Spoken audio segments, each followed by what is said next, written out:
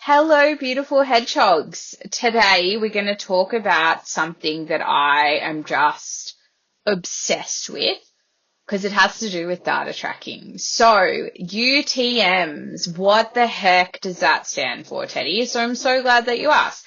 It stands for Urchin Tracking Module, but basically what that means is it injects extra data into your URLs so that Google Analytics can give you a deeper understanding of where the traffic is coming from. So today we're going to run through how to use a UTM builder and to assign UTMs to all of our kind of activity, whether that be paid, whether that be offline. Kind of the sky is the limit with UTMs. So we have a whole blog on the topic. So if you want to like deep dive, understand all of the things, please jump in and read our whole guide. We also have a beautiful UTM link builder that is on our website as well. So today I'm going to run through using our builder and also using the Google builder as well, just to give you options, because who doesn't love an option? So from our website, if you hit access, it'll bring you to this Google Sheet template. So because I made the template, it is going to give me edit access in here. But what I want you guys to do is jump into file and then make a copy, and then it's going to ask you to name it. So I'm going to call this test UTM link builder, and I'm going to make a copy. So then I don't do any damage to the beautiful template that you guys will go and download. So you can see within here, I have set up some examples using dynamic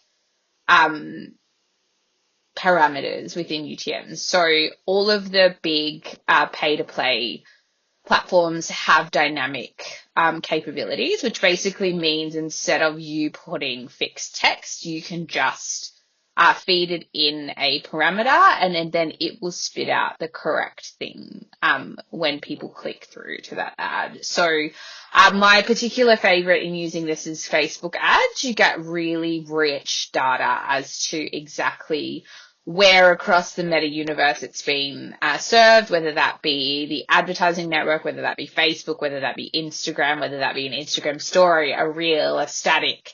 You kind of see where I'm coming from, right? And then you can also add in the specific ad set and ad name. So not only will you see exactly where it went, but you will see, like, was it the top of the funnel campaign? Was it your middle of the funnel campaign?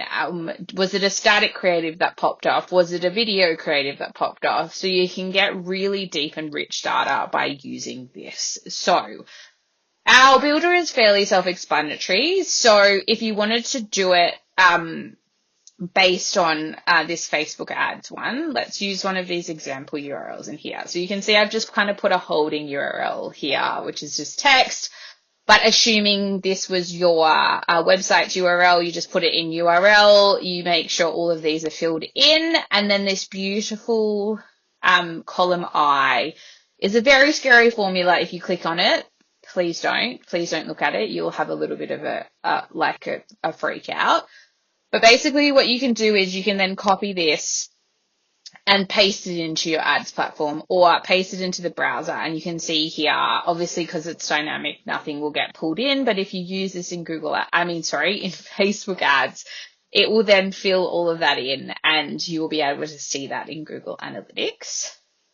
So the important things with UTMs is that you are consistent with your naming. So within our template, I also have just some cheat sheets in terms of naming. So the top tier stuff is always use the same kind of either spaces, no spaces, no special characters, either use hyphens or underscores, always use lowercase because even if you use uppercase, it'll get stripped down anyway.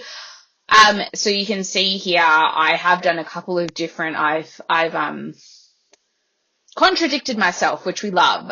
Don't be like the guide. The guide is just showing you different options. So underscores or hyphens are my recommendation. But within Google search, if you do use dynamic, it may pass through stuff with pluses. And please make sure if you do paid_social in one platform, then you don't do paid-social in another, because then that will dirty your data and they will be seen as two different things to Google. So yeah, have a little look in here and kind of choose a naming convention hierarchy and stick to it going forward.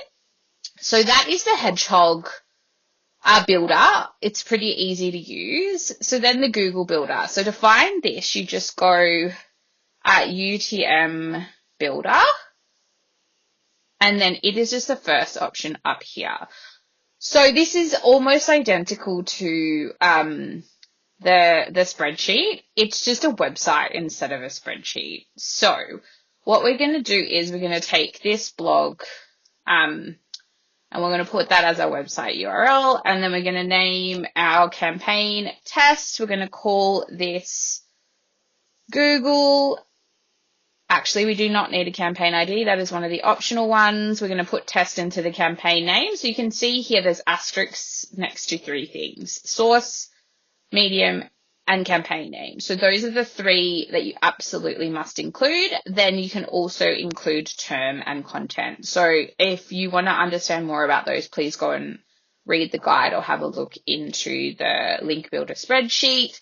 So I'm going to name this as CPC, and then it's going to show you here what that URL looks like. So then literally you can just copy and paste it straight from this Google tool, and it's the same thing as a spreadsheet. So it's just two different ways to get to the same end goal. So why I prefer the spreadsheet over Google's tool is because it's also a record of UTMs that you've created. So if you ever are trying to backtrack and remember what you've assigned to past campaigns to match that going forward, you will have a nice record. So you can see here there's also a date column. So if I was doing this properly, I would put today's date, which is the 15th of July.